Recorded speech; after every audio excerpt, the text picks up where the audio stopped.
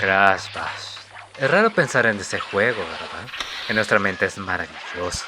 Es un juego en el cual pasamos muchas horas jugando, sacando las gemas, las obligatorias reliquias para seguir subiendo y desbloqueando el siguiente nivel, y también los jefes. Nos pasamos la historia, o a lo mucho llegamos al cuarto piso, desbloqueando los mapas con los cuales jugamos con nuestros primos y hermanos, sobre todo en los niveles de bolas de aire o tirándonos cajitas con el único objetivo de traicionar a uno, matarlo lo más rápido posible y que sea lo que tenga que ser y cada uno por su lado. Pero, ¿realmente es un buen juego? Crash Bash es el primer juego de Crash Bandicoot que no lo hizo la desarrolladora Naughty Dog. Al no querer renovar el contrato con Universal, este le cedió los derechos a Eurocom y Cerny Games. Naughty Dog en esta época ya está desarrollando un nuevo juego para posteriormente ser comprado por Sony. Aún así, donaron todo su arte y sus mejores deseos para la realización de este nuevo Crash. Desesperados y a la misma vez motivados de tener tal propiedad intelectual, trabajaron en hacer un Crash con la temática de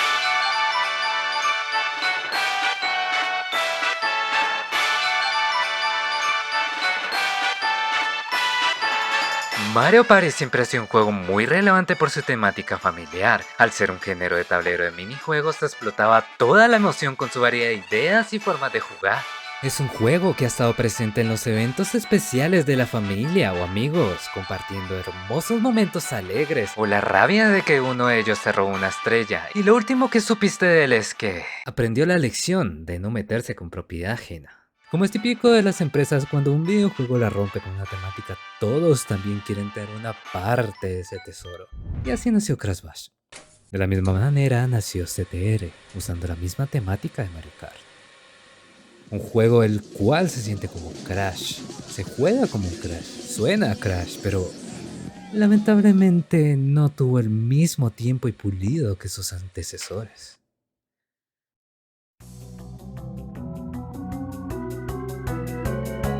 Al estarlo rejugando para grabar este video, volver a visitarlo ha sido emocionante. Realmente esos minijuegos son muy divertidos.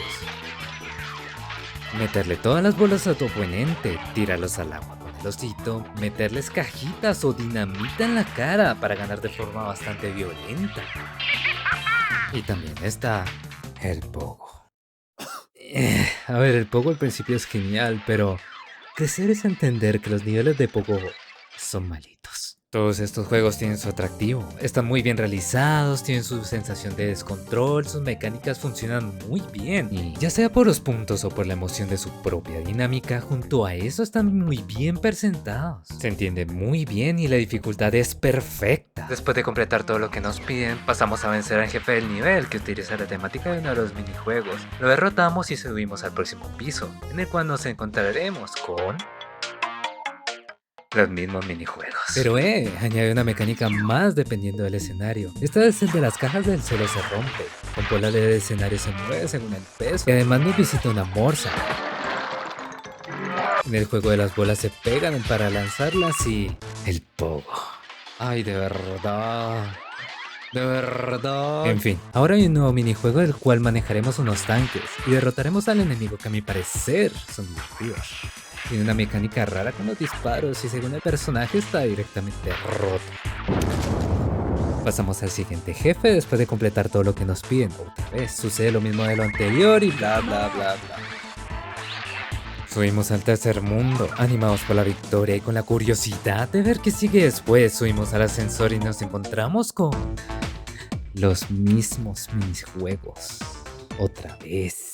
Pero ahora hay un juego de cartas. Todos concordamos que el problema principal es la falta de variedad, cantidad. Aunque sinceramente lo que nos comparte es sólido. El problema es que falta más minijuegos. Lo que pasa es que ya he repetido la mecánica como más de 6 veces, pero con pequeños retos que nos piden en cada escenario. Lo curioso de esto es que no es hasta el cuarto piso que te empiezas a cansar, ya que hemos repetido la misma mecánica de cada piso como mínimo 2 veces. Y si es que no te llegas a atorar, porque simplemente la computadora después de cierto nivel empieza incluso hasta a ser injusta, o prácticamente es imposible de ganar. Por ejemplo, en el de Polar, cuando cargas contra tu enemigo, él cargará de vuelta, lo que hace que sea demasiado difícil tirarlo al agua.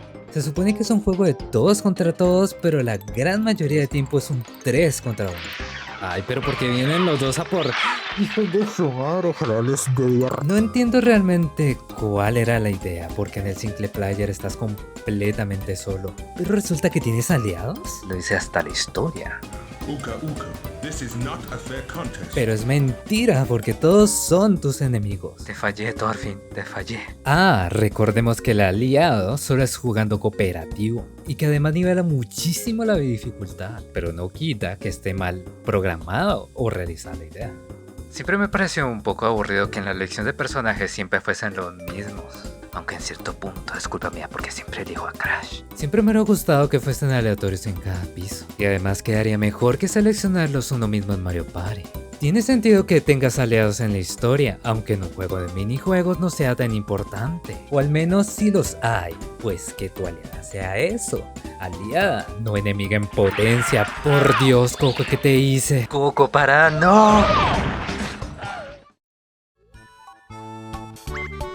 En Mario Party este dilema no existe, tendrás aliados, pero es según el minijuego y después al terminar da igual. Aunque realmente es válido decir que jugarlo en cooperativo arregla todo este problema, debido a que la carga de los objetivos es inmensamente más sencilla a la hora de que se fijen en ti o en tu aliado. O simplemente dejar que la haga todo.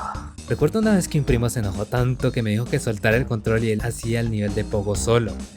Y lo hizo. El perro lo hizo, es increíble. Jugó un juego de Pogo sin aburrirse. Está como planeado a medias, y si no tienes un compañero se prolongará en el modo historia, intentando varias veces pasarte los retos y escenarios hasta que logres aprovechar a tener la partida perfecta para ganar. Es un poco triste que llegue a un punto de que ya no sea habilidad, sino probabilidad.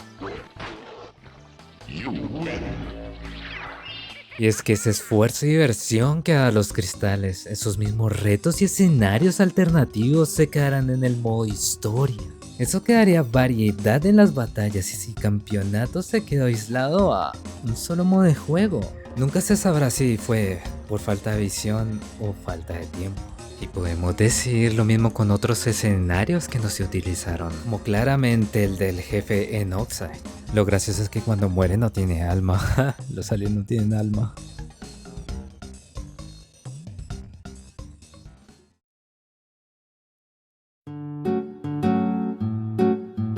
Pero la verdad es que podemos respetar que aún con la facilidad que tuvieron, el tema artístico está bastante fresco. Reúnen referencias a los juegos pasados, lo cual se siente genial. Me parece que están bien ambientados, bonitos e increíblemente se sienten bien jugando, excepto el nivel de hielo. Caminar ahí es horrible. Por eso se salta todo el rato. Las mecánicas sorprendentemente se sienten muy bien, y los personajes tienen sus ventajas según el minijuego, como perfectamente están rotos en otros. Además, nos dieron bellezas como el Town y baile. Noto el trabajo y cariño que le quisieron poner porque no se siente tan plástico, aún con las prisas de quererse aprovechar del género y la saga. Esto indudablemente fue gracias a la ayuda de Mark Cerny y su gran talento como diseñador de videojuegos, con su famoso método Cerny y lo profundamente envuelto que estuvo con Crash Bandicoot en el pasado, que incluso dejó Universal para trabajar directamente con Naughty Dog, lugar donde sí se sentía más parte del proyecto. A pesar de que la repetitividad envuelve casi todos los apartados de este juego y todo lo anteriormente dicho, lograron darnos la esencia de Crash en un entorno totalmente diferente, con minijuegos perfectamente jugables junto a sus variantes. Mi minijuego favorito es el de tiro con los dragoncitos, y su banda sonora suena totalmente a Crash, son temazos muchos de ellos. Tiene sus bellos momentos carismáticos como el gran patinado de Dingodile. ¡Qué god! ¡Qué fachero! ¡Qué profesional! Manteniendo la técnica con las manos hacia atrás. O la linda patadita de Tiny al patear una caja. Si vemos las cosas de forma separada y específicas, realmente nos vamos a desalentar, pero en conjunto logra que nos divierta. Es decepcionante darse cuenta de lo que pudo ser con más tiempo o mejor dirección. Tiene unos fallos que desmotivan a futuro el progreso y la recompensa. Pero aún con todo, si lo piensas, lo disfrutaste. Lo recuerdas con cariño Incluso a veces quieres volverlo a jugar, o al menos eso me pasa a mí. Se jugó y se disfrutó con la familia, al final cumplió su objetivo, divertirnos, incluso hasta con las cosas más rancias que tenía. Como lo malo que es el pogo, qué cosa más aburrida, por Dios.